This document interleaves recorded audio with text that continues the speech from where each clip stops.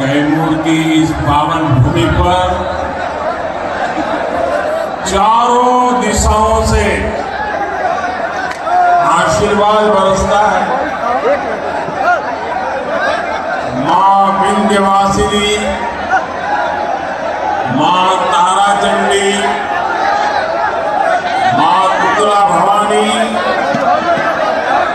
मां शेरवाई सब यही आस-पास विराजती। शक्ति ही शक्ति का साम्राज्य है और मेरे सामने विशाल मातृशक्ति है जिनका आशीर्वाद हमेशा हम सभी पर रहा है, एनडीए पर रहा। और मैं बिहार की मातृशक्ति का आभारी हूं। पहले चरण में एनडीए के उम्मीदवारों के पक्ष में जबरदस्त मतदान हुआ।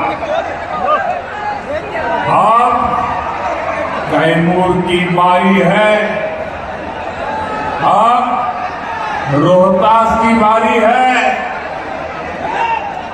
मैं इस मंच पर एनडीए के इन सभी उम्मीदवारों के लिए आप सभी का साथ और समर्थन मांगने आया हूं, आपके आशीर्वाद मांगने के लिए आया हूं। तो मेरे साथ बोलिए एक बार फिर, सुशासन सरकार। साथियों, जब ये चुनाव शुरू हुआ तो आरजेडी और कांग्रेस के लोग फूल फूल के गुब्बारा हुए जा रहे थे।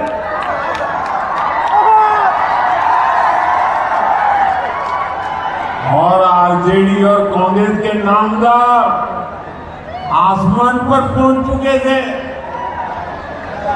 लेकिन चुनाव प्रचार के दौरान आरजेडी कांग्रेस के गुब्बारे की हवा निकलनी शुरू हो गई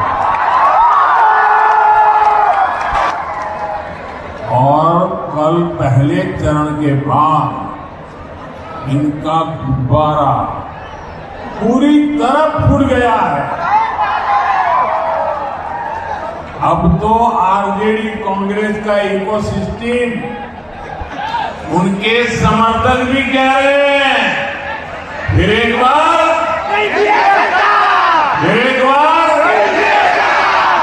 साथियों, आरजेडी कांग्रेस ने बिहार के युवाओं को भ्रमित करने की बहुत कोशिश की, लेकिन उनकी सारी प्लानिंग फेल हो गई। इसका एक बहुत बड़ा कारण है बिहार का जागरूक नौजवान। बिहार का नौजवान ये देख रहा है कि आरजेडी कांग्रेस वालों के इरादे क्या हैं। साथियों, जंगल राज के युवराज से जब भी पूछा जाता है कि जो बड़े बड़े झूठ उन्होंने बोले हैं वो पूरे कैसे करेंगे, तो वो कहते हैं उनके पास प्लान है।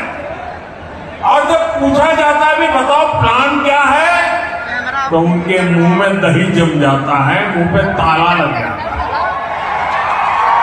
उत्तर ही नहीं दे पाते। साथियों, आरजेडी वालों का जो से मैं आज आप सबको और बिहार को भी और देश को भी सतर्क कर रहा हूं। आप देखिए, आरजेडी के नेताओं के किस तरह के गाने वायरल हो रहे हैं। चुनाव प्रचार के जो गाने हैं, कैसे गाने वायरल हो रहे हैं। आरजेडी वालों का एक गाना आपने भी सुना होगा, आपने भी शायद मोबाइल पे देखा होगा। आरजेडी वालों का एक गाना है, आएगी भैया की सरकार। क्या बोलते हैं? आएगी भैया की सरकार, बनेंगे रंगदार। आप सोचिए, ये आरजेडी वाले इंतजार कर रहे हैं कि कब उनकी सरकार आए और कब अपहरण, रंगदारी, ये पुराना गोरख धंधा फिर से शुरू हो गया। आरजेडी वाले आपको रोजगार नहीं देंगे, ये तो आपसे रंगदारी वसूलेंगे, रंगदारी। साथियों, आरजेडी वालों का एक और गाना है। अब आप देखिए क्या क्या कर रहे हैं, क्या क्या सोच रहे हैं। और मैं तो देशवासियों को कहूंगा, देखिए ये बिहार में जमानत पर जो लोग हैं वो कैसे लोग हैं। उनका क्या गाना है? भैया के आबेदे सत्ता, भैया के आबेदे सत्ता, कट्टा सता के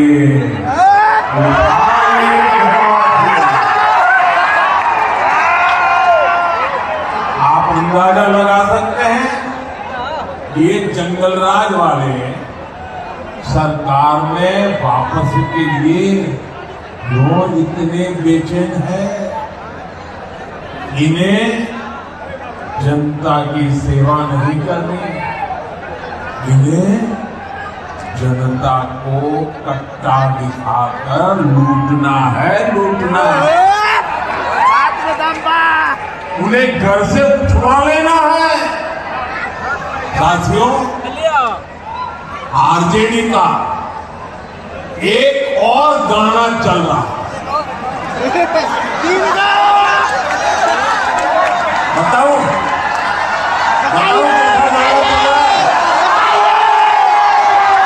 उनका एक और गाना चल रहा है, मारब शिक्षर के, मारब शिक्षर के 6 गोली छाती में। यही इनका तौर तरीका है, यही इनका प्लान। इनसे कोई भी सवाल पूछेगा तो यही जवाब मिलेगा, मारब शिक्षर के 6 गोली छाती में।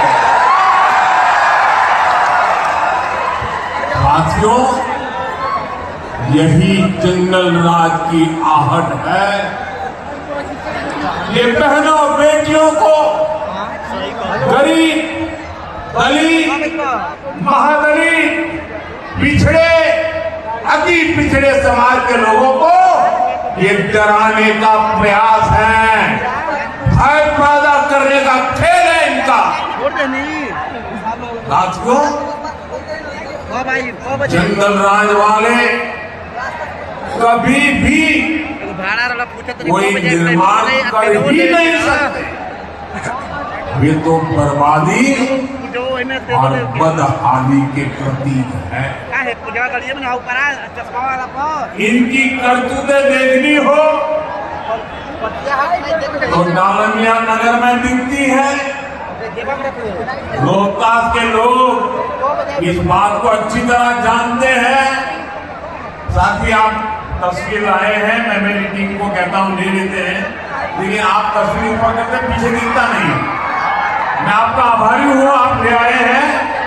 मैं मेरे टीम को कहता हूं जरा ले लीजिए इनसे भाई, और आप बैठिए नीचे, ले लीजिए, बैठिए, पीछे औरों को रुकावट होती है। अंग्रेजों के जमाने में डालमिया नगर की नींव पड़ी थी। दशकों के परिश्रम के बाद एक फलता फूलता औद्योगिक नगर बनता जा रहा था, लेकिन फिर से कुशासन वालों की राजनीति आ गई, कुशासन की राजनीति आ गई, जंगल राज आ गया, फिरौती, रंगदारी, करप्शन, कट कमीशन, हत्या, अपहरण, धमकी, हड़ताल, यही सब होने लगा। देखते ही देखते जंगल राज ने सब कुछ तबाह कर दिया। साथियों, जंगल राज ने बिहार में विकास की हर संभावना की भ्रूण हत्या करने का काम किया था। मैं आपको एक और उदाहरण दिलाता हूं। आप कैमूर में देखिए, प्रकृति ने क्या कुछ नहीं दिया है। ये आकर्षक पर्यटन स्थलों में एक महत्वपूर्ण स्थान हो सकता था, लेकिन जंगल राज ने ये कभी होने नहीं दिया। जहां कानून का राज न हो, जहां माओवादी आतंक बढ़ रहा हो, क्या वहां पर कभी कोई टूरिज्म जाएगा क्या? जाएगा क्या? जरा बताइए, जाएगा क्या? नहीं जाएगा ना। नीतीश जी ने आपके इस क्षेत्र को उस भयानक स्थिति से बाहर निकाला है। मुझे खुशी है कि अब धीरे धीरे यहां पर्यटकों की संख्या बढ़ने लगी।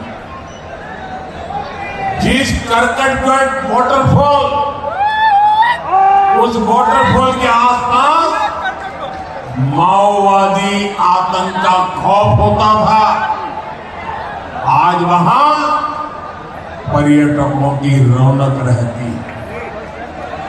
यहां जो हमारे धाम है, वहां तीर्थ यात्रियों की संख्या लगातार बढ़ रही है। जागरूक देवता हर्षु ब्रह्म के दर्शन करने लोग आते हैं। खुद ज्ञान है।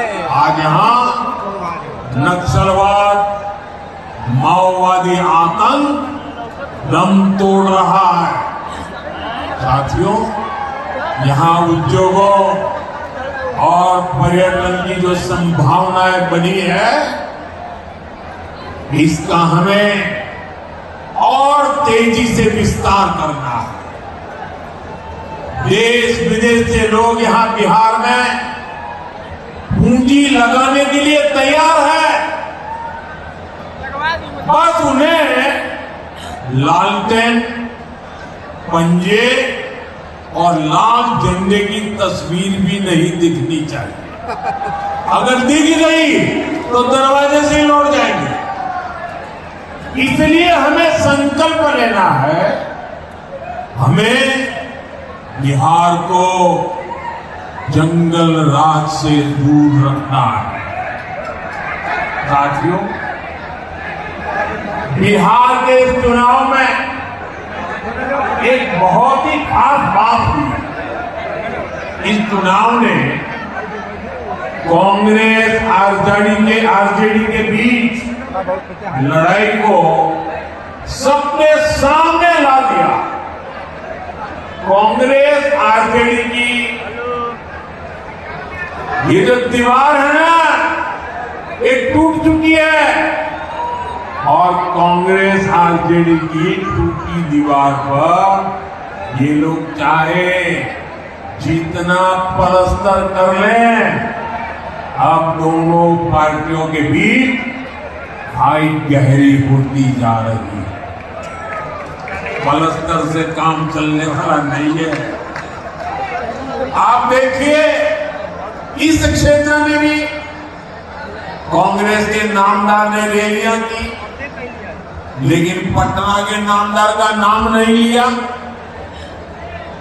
कितनी छुआछूत है देखिए, वो पटना के नामदार का नाम लेने को तैयार नहीं।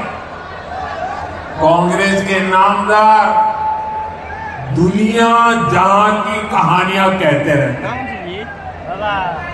लेकिन आरजेडी के घोषणा पत्र पर कोई सवाल पूछने पे आरजेडी ने बड़े बड़े वादे किए। क्या कहना है कि कांग्रेस के नामदार के मुंह पर ताला लग जाता है। ये कांग्रेस के नामदार अपने घोषणा पत्र की झूठी तारीफ तक नहीं कर पा रहे। एक दूसरे को गिराने में जुटे ये लोग बिहार के विकास को कभी गति नहीं दे सकते। साथियों, ये लोग अपने परिवार के अलावा किसी को भी नहीं मानते। कांग्रेस ने बाबा साहब आंबेडकर की राजनीति खत्म की, क्योंकि बाबा साहब आंबेडकर का कद ये दिल्ली में बैठे शाही परिवार से ऊंचा था। इन्होंने बाबू जगजीवन राम जी को भी सहन नहीं किया। सीताराम केसरी, उनके साथ भी ऐसा ही किया। बिहार के ऐसे एक से बढ़कर के एक दिग्गज नेता को अपमानित करना, यही शाही परिवार का खेल रहा। जबकि साथियों, भाजपा के एनडीए के संस्कार सबको सम्मान देने के, सबको साथ लेकर चलने के। हम तो गौरव से कहते हैं, हमें लाल मुनि चौबे जी जैसे वरिष्ठों ने सिखाया है, संस्कार दिए। यहां भभुआ में भाजपा परिवार के पूर्व विधायक आदरणीय चंद्रमौली मिश्रा जी भी हमारी प्रेरणा है। अब तो वो 100 के निकट जा रहे हैं, 96 हो चुके हैं। और जब कोरोना का संकट आया तो ऐसे हमारे सभी सीनियर को मैं फोन कर रहा था, तो मैंने मिश्रा जी को भी फोन किया। चंद्रमौली जी से मैंने उनके हालचाल पूछे और मैं हैरान था, ये उम्र, लेकिन फोन पर वो मेरा हाल पूछ रहे थे, मेरा हौसला बढ़ा रहे थे। ये इस धरती में आदरणीय चंद्रमौली मिश्रा जी जैसे व्यक्तियों से सीखते हुए हम भाजपा के कार्यकर्ता आगे बढ़े। साथियों, ऐसे वरिष्ठों से मिले संस्कारों ने हमें राष्ट्र भक्तों का, देश के लिए जीने मरने वालों का सम्मान करना सिखाया। इसलिए हमने बाबा साहब आंबेडकर से जुड़े स्थानों को पंच तीर्थ के रूप में विकसित किया। और मैं तो काशी का सांसद हूं, मेरे लिए बड़े गर्व की बात है कि बनारस संत रविदास जी की जन्मभूमि है। संत रविदास की जयंती पर मुझे कई बार वहां जाने का सौभाग्य प्राप्त हुआ। 10-11 साल पहले वहां क्या स्थिति थी और आज वहां कितनी सुविधाएं श्रद्धालुओं के लिए बनी है, इसकी चर्चा सिर्फ बनारस में नहीं, बनारस के बाहर भी सभी समाजों में होती है। साथियों, बनारस ही नहीं, भाजपा सरकार मध्य प्रदेश के सागर में भी संत रविदास का भव्य मंदिर और स्मारक बना रही है। हाल ही में मुझे कर्पूरी ग्राम जाने का अवसर मिला था। वहां पिछले कुछ वर्षों में सड़क, बिजली, पानी, शिक्षा और स्वास्थ्य से जुड़ी सुविधाओं का विस्तार हुआ है। कर्पूरी ग्राम रेलवे स्टेशन को आधुनिक बनाया जा रहा है। साथियों, ये हमारी भी सरकार है जो देश भर में आदिवासी स्वतंत्रता सेनानियों के स्मारक बना रही है। भगवान बिरसा मुंडा के जन्म दिवस को हमने जनजातीय गौरव दिवस घोषित किया। 1857 के क्रांतिवीर वीर कुंवर सिंह जी की विरासत से भावी पीढ़ी प्रेरित हो, इसके लिए हर वर्ष व्यापक तौर पर विजय दिवस का आयोजन किया जा रहा है। साथियों, कैमूर को धान का कटोरा कहा जाता है।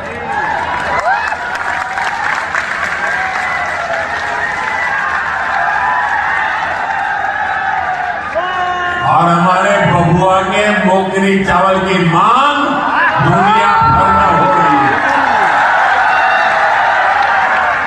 और प्रभु श्री राम को भोग में यही मोगरी का चावल अर्पित किया जाता है। राम रसोई में भी यही चावल मिलता है। आप मुझे बताइए साथियों, आप अयोध्या का जब राम मंदिर देखते हैं या उसके विषय में सुनते हैं, यहाँ बैठा हुआ हर कोई मुझे जवाब दे। जब राम मंदिर आप देखते हैं या उसके सुनते हैं, आपको गर्व होता है कि नहीं होता है? आपको गर्व होता है कि नहीं होता है? भव्य राम मंदिर का आपको आनंद आता है कि नहीं आता है? आप काशी में बाबा विश्वनाथ का धाम देखते हैं, आपको गर्व होता है कि नहीं होता है? आपका हृदय गर्व से भर जाता है कि नहीं भर जाता है? आपका माथा ऊंचा होता है कि नहीं होता है? आपको तो गर्व होता है और हिंदुस्तानी को गर्व होता है, लेकिन कांग्रेस आरजेडी के नेताओं को नहीं होता है। ये लोग दुनिया भर में घूमते फिरते हैं, लेकिन अयोध्या नहीं जाते। राम जी में इनकी आस्था नहीं है। वो राम जी के खिलाफ अनाप बोल चुके हैं। उनको लगता है कि अगर अयोध्या जाएंगे, प्रभु राम के दर्शन करेंगे तो उनके वोट ही चले जाएंगे। डरते हैं। जय श्री राम, जय जय श्री राम। कोई आस्था नाम की चीज ही नहीं है। लेकिन जरा मैं इन लोगों से पूछना चाहता हूं, ठीक है भाई, चलो भगवान राम से आपको जरा भय लगता होगा, लेकिन राम मंदिर परिसर में ही आप में से लोग गए होंगे। उसी राम मंदिर परिसर में भगवान राम विराजमान है। वहीं पर माता शबरी का मंदिर बना है, महर्षि वाल्मीकि का मंदिर बना है, वहीं पर निषाद राज का मंदिर है। आरजेडी और कांग्रेस के लोग अगर राम जी के पास नहीं जाना है तो तुम्हारा नसीब, लेकिन वाल्मीकि के मंदिर में माथा टेकने में तुम्हारा क्या जाता है? शबरी माता के सामने सर झुकाने में तुम्हारा क्या जाता है? अरे निषाद राज के चरणों में कुछ पल बैठने में तुम्हारा क्या जाता है? ये इसलिए क्योंकि वे समाज के ऐसे दिव्य पुरुषों को नफरत करते हैं। वो अपने आप को ही शहंशाह मानते हैं। और इनका इरादा देखिए, अभी छठी मैया पूरी दुनिया छठी मैया के प्रति सर झुका रही है। हिंदुस्तान के कोने कोने में छठी मैया की पूजा होने लगी है और मेरे बिहार में तो ये मेरी माताएं बहनें 3 दिन तक इतना कठिन व्रत करती है और आखिर में तो पानी तक छोड़ देती है। ऐसी तपस्या करती है। ऐसा महत्वपूर्ण हमारा त्योहार छठी मैया की पूजा, ये कांग्रेस के नामदार छठी मैया की इस पूजा को, छठी मैया की साधना को, छठी मैया की तपस्या को ये ड्रामा कहते हैं, ड्रामा नौटंकी कहते हैं। मेरी माताएं बहनें बताइए, ये छठी मैया का अपमान है कि नहीं है? ये छठी मैया का घोर अपमान करते हैं कि नहीं करते हैं? ये छठी मैया का व्रत रखने वाली माताओं बहनों का अपमान करते हैं कि नहीं करते हैं? अब मुझे बताइए, जो हमारी छठी मैया का अपमान करे उसको सजा मिलनी चाहिए कि नहीं मिलनी चाहिए? पूरी ताकत से बताएं, उनको सजा मिलनी चाहिए कि नहीं मिलनी चाहिए? अब मैं आपसे आग्रह करता हूं, अभी आपके पास मौका है उनको सजा करने का। 11 नवंबर को आपके एक वोट से उनको सजा मिल सकती है। सजा दोगे? सब लोग सजा दोगे? साथियों, ये आरजेडी कांग्रेस वाले हमारी आस्था का अपमान इसलिए करते हैं, हमारी छठी मैया का अपमान इसलिए करते हैं, हमारे भगवान राम का अपमान इसलिए करते हैं ताकि कट्टरपंथी खुश हो जाए, इनका वोट में नाराज ना हो। साथियों, ये जंगल राज वाले तुष्टीकरण की राजनीति में एक कदम और आगे बढ़े। ये अब घुसपैठियों का सुरक्षा कवच बन रहे हैं। हमारी सरकार गरीबों को मुफ्त अनाज, मुफ्त इलाज की सुविधा देती है। आरजेडी कांग्रेस के नेता कहते हैं ये सुविधा घुसपैठियों को भी देना चाहिए। गरीब को जो पक्का आवास हम दे रहे हैं वो घुसपैठियों को भी देना चाहिए, ऐसा कह रहे हैं। मैं जरा आपको पूछना चाहता हूं, ये आपके हक का अनाज घुसपैठियों को देना चाहिए क्या? आपके हक का आवास घुसपैठियों को मिलना चाहिए क्या? आपके बच्चों का रोजगार घुसपैठियों को जाना चाहिए क्या? भाइयों बहनों, मैं आज कहना नहीं चाहता, लेकिन तेलंगाना में उनके एक मुख्यमंत्री के भाषण की बड़ी चर्चा चल रही है। लेकिन दिल्ली में जो एयर कंडीशन कमरों में सेक्युलर बैठे हैं ना, उनके मुंह पे ताला लग गया है। उनका भाषण चौंकाने वाला है। मैं उसकी चर्चा जरा चुनाव के बाद करने वाला हूं, अभी मुझे करनी नहीं है।